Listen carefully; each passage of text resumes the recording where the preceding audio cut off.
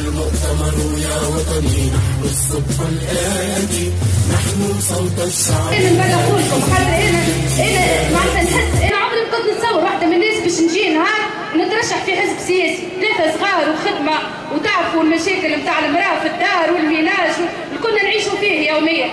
كي جيت نشوف انا ناس معناتها راش عمال دوشوها في التلفزيون سامحوني حتى على العباره يسوقوا في رواحهم باش يعاودوا ويحكموا. نحب نذكركم انا اليوم شكون فقرها تونس؟ شكون سرقها تونس؟ شكون كان يدفتر في الصفقات العموميه؟ شكون كان يسرق في المشاريع؟ شكون كان يخدم في اولاده بالتليفونات؟ شكون كان اليوم راجعين يحبونا ننساو؟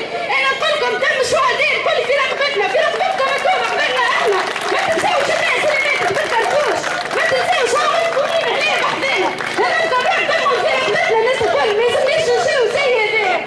اما الخبراء اللي يحب تونس واللي عنده فلوس يثني ركبه مد فلوسه ويستثمرها في اقتصاد بلاده وماهوش عامل مسير، مش يشرط علينا باش نحطوه يحكم ولا ما يصرفش. اللي يحب تونس يثني ركبه يجي في الوقت ويخرج في الوقت ويخدم بلاده في الاداره، ماهيش معناتها توا 200 حزب وما نعرفش قداش قائمه مستقله وكي تجيو تقراو انتوما البرامج الكل كيف كيف وعندكم الحق باش تدوخوا وتقولوا بربي هذوما توا الشعارات هذيا الكل في الاخر هاي البرامج تتشابه كي بعضها. شكون باش ننتخبوا؟ شو نقولوا احنا ناس قبل شنو نقولوا؟ ما نقولوا شوف الوجوه وفرق اللحم هكا ولا لا؟ انا نقول لكم شوفوا الوجوه وتفكروا الفعل.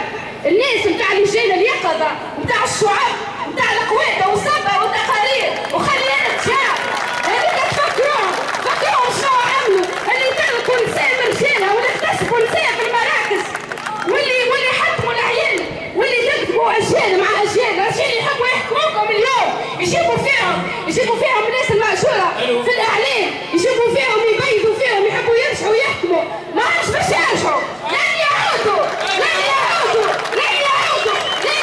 تتجمع لن الاستكراج بتاع التجمع بتونس برجالها وبنساها اليوم احنا باش نبنيو ديمقراطية باش نبنيو جمهورية عملنا دستور نفتخروا به قدام العالم الكل وما عاد حتى قانون يكتب عليكم راه ما فماش. هذه حكايه النمط المجتمعي والريق هذا اللي برشا حزاب حالنا به فونت كوميرس اليوم ما عادش مطروحه. اليوم تونس للجميع، تونس القانون اللي باش يحكم هو الفيصل بين جميع على اختلاف كل واحد حر في افكاره وكل واحد يامن